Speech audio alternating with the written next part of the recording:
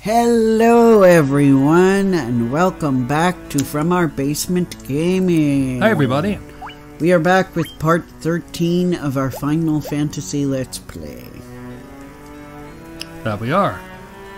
And we are about to awaken a prince from his slumber. The Jolt Tonic. This will surely awaken the prince. We must try it at once.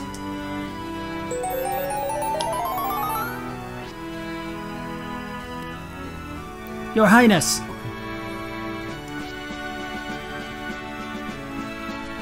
Oh, it seemed as if I was caught in a never-ending dream. And am I still dreaming, or do I see the legendary warriors? It is not a dream. Then the time has come to pass the mystic key to its rightful master, as foretold by legend. You've obtained the mystical key. Ta-da. Which is great because we cannot thank you enough for your deeds, brave ones. You have brought peace back to Elfheim. And, I am awake and strong again. My thanks to you, Crystal Warriors. so yeah. Yes. With that, we can now open up those treasure chests that were in locked rooms. Sorry for the crinkling. That's okay.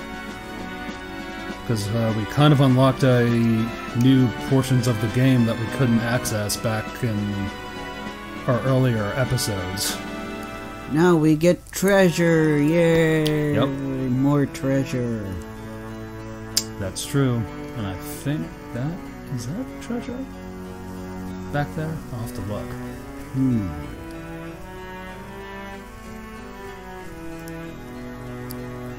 We'll just have to gently walk to the right and then stay close to the walls.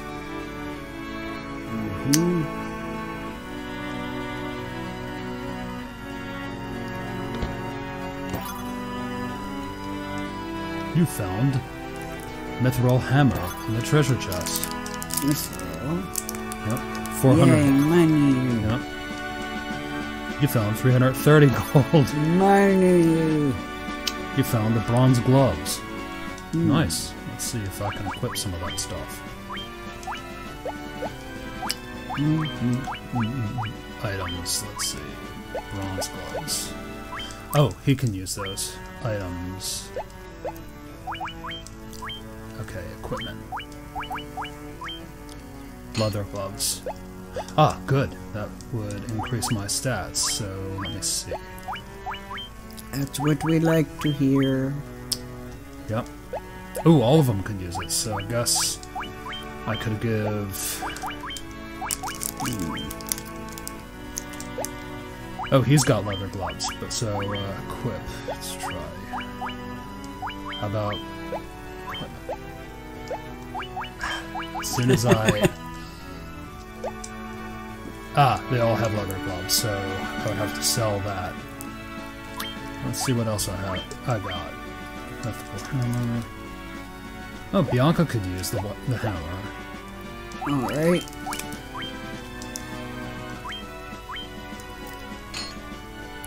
Yeah, she could use higher attack. Yes. Definitely.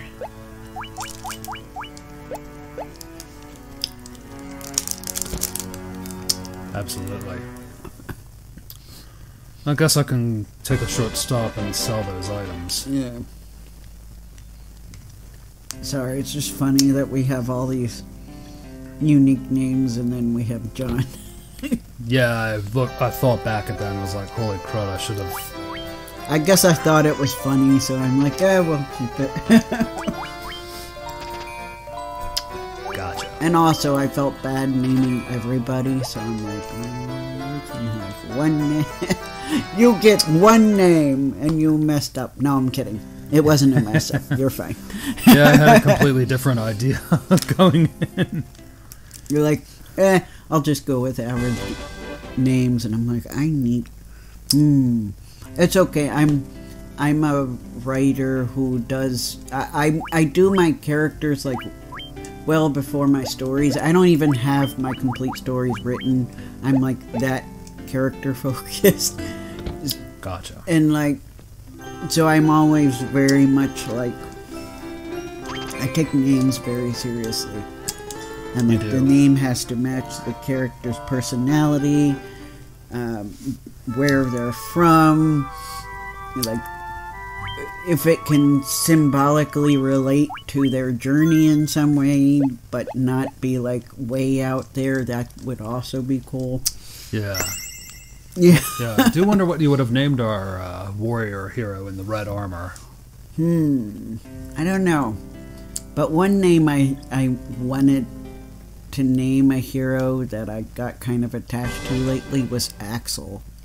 Oh, that'd be cool. Yeah. So that was like a name that I, for some reason, have been liking lately. I don't have a character named Axel yet, but maybe one day. Maybe. Maybe if we're allowed to name the characters in 2, maybe, and there's another male hero, maybe we'll name him Axel. We'll see. But I don't know if 2 still has, this kind of character system, or if they have their own made-up characters.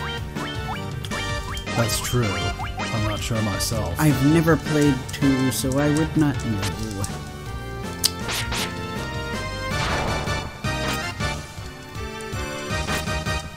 Have you played 2 before? I think I once dipped my toes into Tool 2, not Tool, but... Tool! You Tool! No. But I didn't play it a lot or complete it. Right. Okay. So it'll be a little new for both of us then. It will be, yes. When we do 2 one day. Yes. I don't know yet if we're just going to do 2 right after this, or if we do something else and then come back. We will decide. Yes. Because Final Fantasy RPGs can be pretty lengthy. So I'm not sure if we'll want... I mean, I do think we'll probably be playing quite a few PlayStation RPGs because they're great.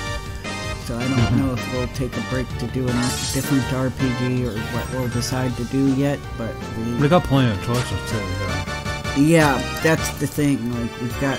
If you guys like seeing us play RPGs, we've got plenty.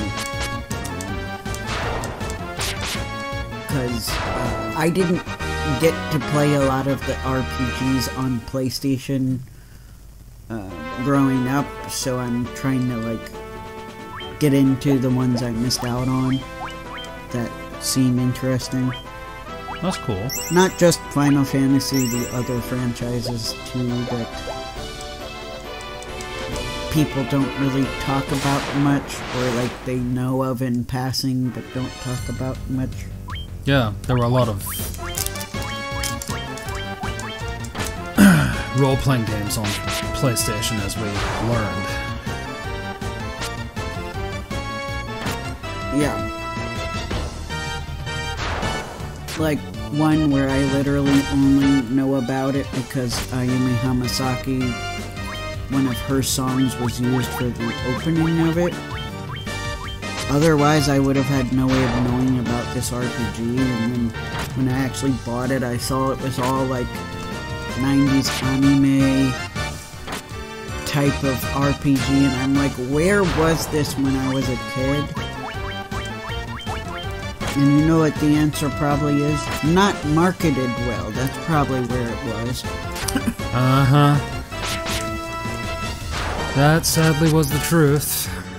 And you know, when I say it had anime vibes, 90s anime vibes, I mean 90s anime vibes down to the poor dubbing. Because not all 90s anime was dubbed well. Let's face it. A lot of it wasn't. And I think that was just really a result of we weren't used to it here in the US. So I think it was a little rocky. Yes. It wasn't quite as bad as going further back, where like anime was so niche that it was probably hard to get proper voice actors to do it. And at time, at least for some of the like really obscure cult fan base stuff, I think you guys might know what I'm getting at. Where like there might have been like new and up and coming voice actors, or worst case scenario, staff members that weren't actually voice actors at all. I wouldn't be surprised, because if there was anything more niche than anime at the time some of these video games were going on, it was like anime style video games with voice acting. So it kind of felt like the voice acting in video games had a rougher start than anime. It was like a few steps behind anime in terms of dubbing. Just because it was such a new thing. They're like, voice acting in video games? Excuse me? What is this witchcraft? Yeah. I thought they just spoke in text and you had the little do-do-do-do beep, do-do-do-do-deep. You're saying they talk? Like actually talk with actual voices? I don't understand. I don't get it. You know, that kind of thing.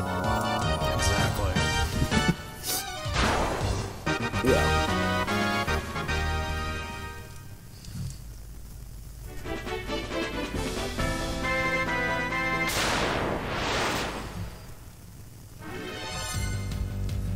Exactly. Yeah, so... Although, and I think in the case of... I mean, some of these games, though, came out when we were already getting better dubs, so it was kind of weird. But, yeah. I say that affectionately. I mean, there are some newer games that had rough voice acting, too. That is true. Yeah. Or they're good most of the time and then they just have that one scene. You guys know what I'm talking about. That one scene where you're like, couldn't you have done a take 2? Or if this was your take 2, couldn't you have done a take 10 maybe? Oh yeah. How could I forget? Where it's like, I know you, like, it gets to the point where you're like, I know you're a talented voice actor, and I just feel bad because there was somebody in that booth that you were like, I'm gonna do that again. Sorry, let me do that again. And he's like, nah, we're out of time. That works. We'll just use that take. And you're like, no! And now, like, all the fans of that video game have like put you in infamy for that scene, and you're like, I told them we needed a new take. Like, I know, I get it. I don't blame you. True, same here. And I'm sure that is the case with some of those like cringeworthy scenes. Occasionally it'll be a case where the guy didn't have much experience, but most of the time, they are talented voice actors that just, I swear, had a bad take, and the studio didn't care. You know, either they're out of time, or they're like, nah, that's good, we want to record the other scenes, let's move on. Yeah. Yep. Making media is not that easy. No. And that's a point where I feel like I grew as like a person, a consumer of media. Like, I would say myself from like 15 years ago would have just blamed the voice actor for bad performances. Yes. And, you know... We both fell for that. Yeah, and fallen into that, this person is not talented, or, you know, they're the wrong person for this type of voice acting, you know, that kind of thing. I fell into that. But learning more about voice acting and about how everything works behind the scenes, and actually meeting some of these voice actors, and not only that, but also sometimes seeing them in roles that were like not the roles they were typically cast in, it began to sink in that, well, these people are talented, they have done the training. Like, you know, once I started to get some training, I could recognize it more when the guests at these conventions were properly trained voice actors or not. I began to be able to tell. Yes. And yeah, also hearing some of them, like how they improvised, and like when they would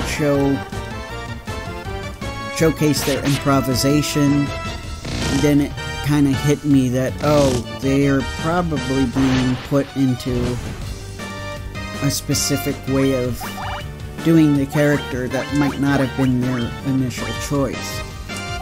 You know, things like that. So, and that's something where, you know, I try to be honest about that's where I was before, and that I have moved on from that. I still will very much be honest about how I feel about a voice on anime.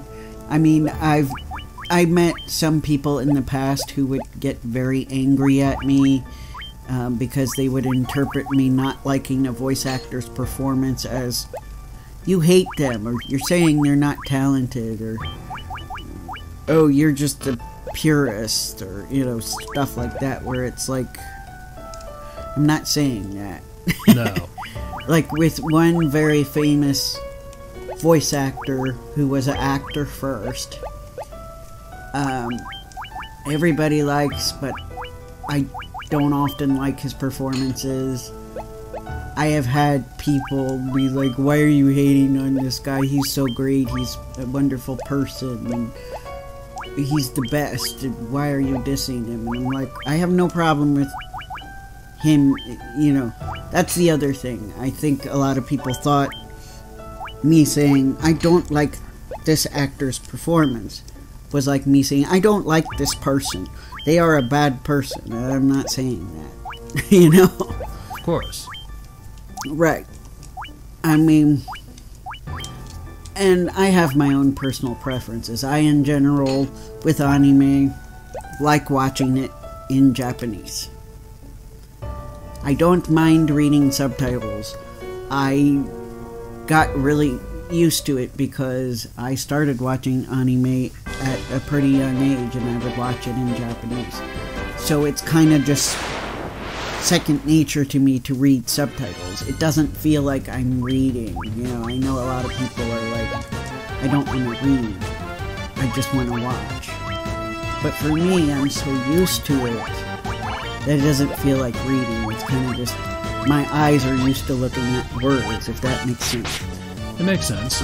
Only in instances where, like, the character is either talking way too fast, or the character's, like, monologuing really long, and you got, like, really long strings of words. Those are, like, the two exceptions where I'm like, okay, this is annoying, I don't want to read this. Right. But I can only think of, like, two examples where that was the case, so...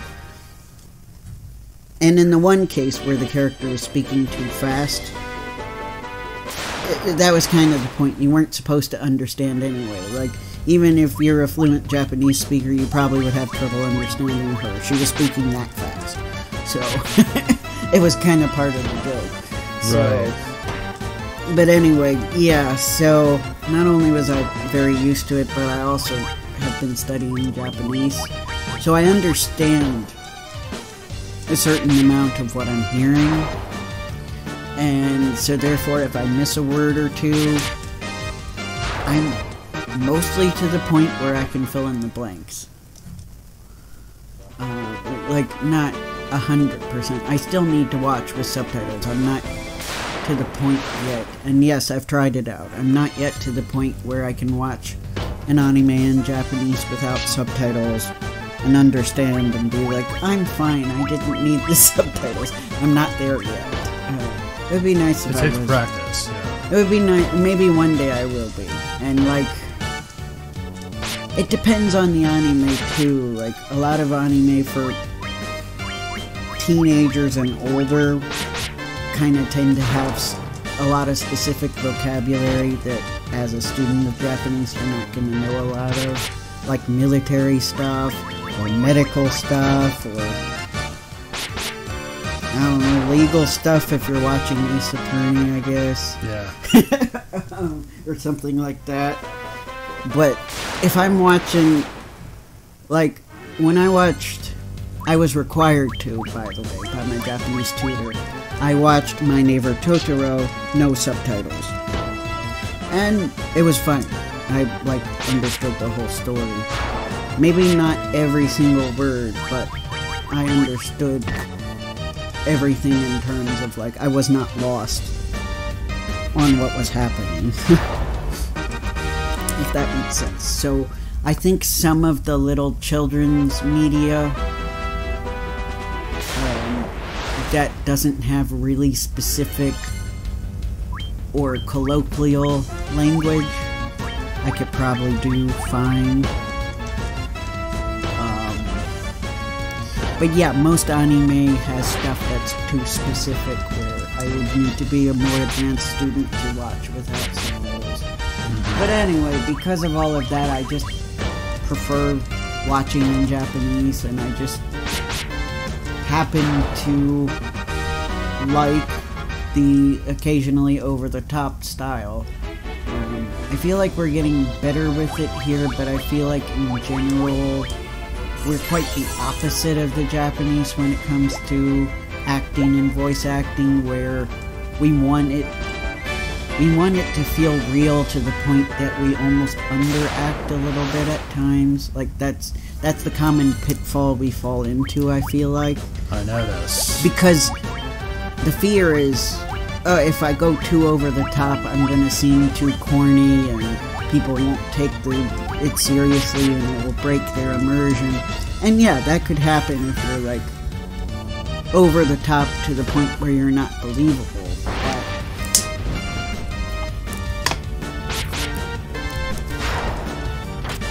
I feel like the Japanese put so much emotion into their performance that, yeah, sometimes they do go too over the top and it becomes hilarious. But the good side of that is you are also going to get a lot of instances where you have a really emotional performance that moves you. And obviously there are exceptions. I'm not saying all American actors underact. A lot of them do really well, and a lot of voice actors here do really well. So I don't want you to think I'm black and white about it. This is just generalizing, if that makes sense. It makes sense. And this is also completely my perspective and what I feel like based on what I've observed. I am no expert. I am not a theater major. Certainly am not a acting or voice acting major. I didn't study it in college, so I'm not an expert. I'm not a journalist of acting, so, you know. I myself, to be completely transparent, I myself had gotten feedback before that I was not delivering an emotional enough performance. So I'm being out there as much as I can. I'm being as honest with you that, hey, this is something I do as well.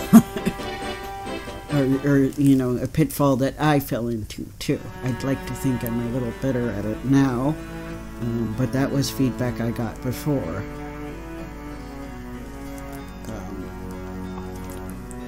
Gotcha. And it was kind of interesting because as a result, the acting coach like assumed that I was an intellectual type, which felt really weird because I've never had anybody like label me like that. Interesting. So it's like I get it, you're a smart guy, but you really gotta get more into the heart here. Like I didn't know I wasn't in the heart. I was really confused, but yeah. So I'm going off of personal experience here too. I'm not... I feel like sometimes I accidentally end up coming across as I am not including myself in this, you know? Like, I am above this, I am looking down at you, which is never, ever my intention. Oh, nice. Yes, that'll be important for later on. Yes, we're getting lots of good loot, and I hope you guys are getting your own treasure. I hope you consider this a stimulating conversation. Maybe even consider it good advice. I don't know, I hope. It's just what I'm doing, I am talking, so... But yeah, anyway, that's where I come from. So it's just, you know, it's just my silly preference. And if I don't enjoy a certain voice actor's performance, I'm not gonna be like, oh, you like that actor? How lame, you know, I'm not like that. And if I ever come across that way, I am sorry, because I'm not meaning to come across that way at all. You have your own likes and your own preferences, and, you know, voice acting performances that I really hate, you could really enjoy. It could be your favorite performance ever. You know, it could inspire you to become a voice actor yourself, you know? And you could be looking at the voice actors I enjoy and be like, oh, ew. So, you know, I get it. But I'm not like... And I'm sure there are a lot of people who get that. It's just that people I've interacted with didn't quite get that. You know what I mean? Yes, I do know what you mean. I think sometimes we do get into being a fan of someone to the point where we do have that knee-jerk reaction where we're ready to defend them. Oh, yeah. Defend them to the death. I will fight for my idol. And the person will be like, who are you? but it doesn't matter. I know I'm just a nobody to you, but you are everything to me. Yeah, now I'm overacting. But yes. So yeah, I understand that. I do. But I also try my best to be patient. If somebody, because it is different. If somebody says, I don't like this person's performance, it is different than saying, I don't like this person. Because as you know, there are plenty of talented people that are terrible people. Oh, yeah. And there are plenty of wonderful people that maybe aren't that talented. So, you know, it's... somebody's personality is not going to always match their art. Oh yeah, and we're just about out of time, so I guess we'll stop here for now since we saved. Yep. And I think next part we're going to see more of the world, as you mentioned, right?